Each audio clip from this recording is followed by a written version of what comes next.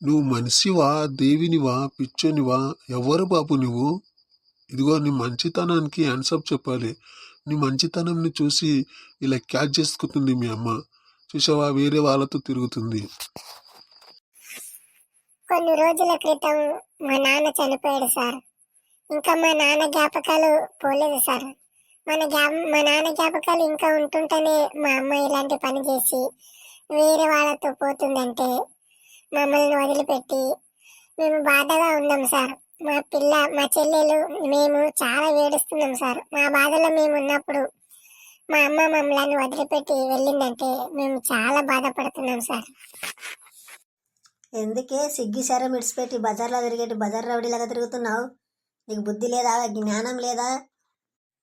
నిధి మాట బరాబరి ఉంది మేడం, నాది మాట కూడా వినండి మీరు. ఏందే నీ మాట వినేది? చంప మీద 2 దలిగిస్తే దౌడ పళ్ళు రాలి ఇలా పచ్చని సంసారాన్ని నడి సంసారంలో పడేసి నడి బజార్లో పడేసి ఇలా బజార్ రౌడీలుగా తిరిగితే సంసారం అంటారా నిన్ను? ఏరా, ఏం పని చేస్తావురా నువ్వు? పని పాట లేకుండా తిరిగేటోళ్ళు లేకుండా అమ్మని ఎందుకు ఇంటి పెట్టుకుని తిరుగుతున్నావురా? దాన్ని ఎందుకు రాళ్ళ తయారు చేసావు బుడిది గుమ్మడికాయలక? ఒక మళ్ళీ పోరాడు రోజుకుని చంపల గుబ్బలు కట్టుకుని వచ్చింది. నేను సాఫ్ట్వేర్ కంపెనీలో పనిచేస్తాను మేడం, సాఫ్ట్వేర్ ఇంజనీర్ ఉన్నాను. సాఫ్ట్వేర్ ఇంజనీర్గా లేవు, యా సంద గొంతులు తిరిగి పిల్లలు పట్టడం లేకుండా నువ్వు సాఫ్ట్వేర్ ఇంజనీర్ అంటావు. మరి ఇక్కడికి ఎందుకు వచ్చావు? మిమ్మల్ని ఇలాగే వదిలేస్తే మీలాంటి వారు 100 మంది తయారవుతారు. పోలీస్ స్టేషన్లో కేసేసి పొక్క వలగొడితే అప్పుడు అర్థమవుతుంది. 7 ఏళ్ళు జైలు శిక్ష అనుభవించాలి. ఎందుకు మేడం తిడుతున్నారు? మీ దగ్గర న్యాయం కోసం న్యాయం చెప్పండి. ఎందుకు దబాయిస్తున్నారు మీరు? చూడమ్మా, వానితో మాట్లాడడం మాకు అనవసరం. వాడు చాలా బీవసన కొడుకు అని అర్థమవుతుంది. నీ లోపల తల్లి ప్రేమ కొంచెం కనిపిస్తుంది. ఆ ఒక తల్లి ప్రేమ నీ లోపల కనిపిస్తుంది కనుక నీకు ఒక మాట చెప్తున్నాను, నా మాట కాదనకు. వాడిని వదిలిపెట్టి ఈ పిల్లలను చూసుకోమ్మా. ఏమైనా ప్రాబ్లం అయితే మాకు అడుగు, మేము సాయం చేస్తాం. వదిలేయండి సార్, ఆమె జోలికి వెళ్ళకండి, మేము వెళ్ళిపోతాము. పళ్ళు రాలగొడతా ఎదవనా కొడుక, ఎందుకు ఆమెకు సపోర్ట్ చేస్తున్నావు? నువ్వు పోరా, నువ్వు వెళ్ళిపో నువ్వు. అమ్మా, ఓడి పోతాడు ఉండమ్మా, నువ్వు ఇక్కడ నుండు. రావే, మనం పోదాం. వీళ్ళు న్యాయం చెప్పేట్లాగా లేరు. ఓహోహో, మీరు ఇక్కడ నుండి ఎక్కడికి వెళ్ళలేరు. డైరెక్ట్ పోలీస్ స్టేషన్కి వెళ్తారు మీరు. మిమ్మల్ని ఇలాగే వదిలిపెట్టాను. ఉండండి, నేను పోలీస్ స్టేషన్కి చెప్పొస్తాను. సార్, వీళ్ళని వదలకండి, ఇక్కడ నుంచండి. నేను పోలీస్ స్టేషన్ మీద కంప్లైంట్ చేసి వస్తాను. పాపం ఆ చిన్న పిల్లలు అక్కడ ఇలా పడుతుంటే ఆ పిల్లోడికి బట్టలు కూడా లేవు. ఆ పిల్లని చూసుకోవాలి, ఆ పిల్లని పోషించాలి. వాళ్ళు ఇంకా చిన్నోళ్ళు ఉన్నారు, వాళ్ళు ఎలా బతకాలి? ఇలా కనీ రోడ్డు మీద వదిలేస్తే వాళ్ళ జీవితం ఏమవ్వాలి?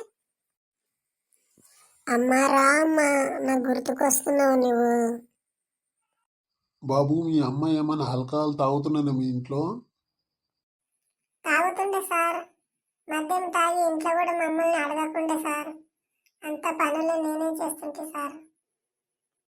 ఈమె టార్చర్కి తట్టుకోలేకనే మీ నాన్న చనిపోయి ఉంటాడులే. అవును సార్, మా నాన్నని చాలా వేధించేది.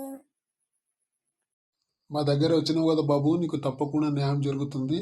ఇక ఇంటికి వెళ్ళండి, తప్పకుండా న్యాయం జరిగే తీరుతుంది. మేము సరి చేస్తాము, మీరు వెళ్ళండి బాబు. సరే సార్, వెళ్తాం సార్.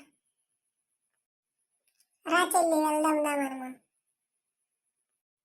నీ గూడు చెదిరిందా, నీ గుండె పగిలిందా, ఆ చిట్టి పావురమా, ఎవరు కొట్టారు, ఎవరు కొట్టారు, ఎవరు కొట్టారు, నిన్ను ఎవరు కొట్టారు?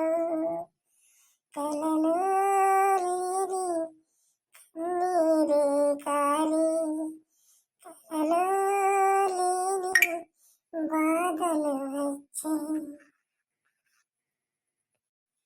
సో ఫ్రెండ్, ఈ వీడియోని ఫస్ట్ నుండి లాస్ట్ వరకు చూసినందుకు చాలా థ్యాంక్స్ ఫ్రెండ్. ఈ వీడియోని అందరూ లైక్ చేసి సబ్స్క్రైబ్ చేసుకోనండి. మాకు సపోర్ట్గా ఇలా అండి.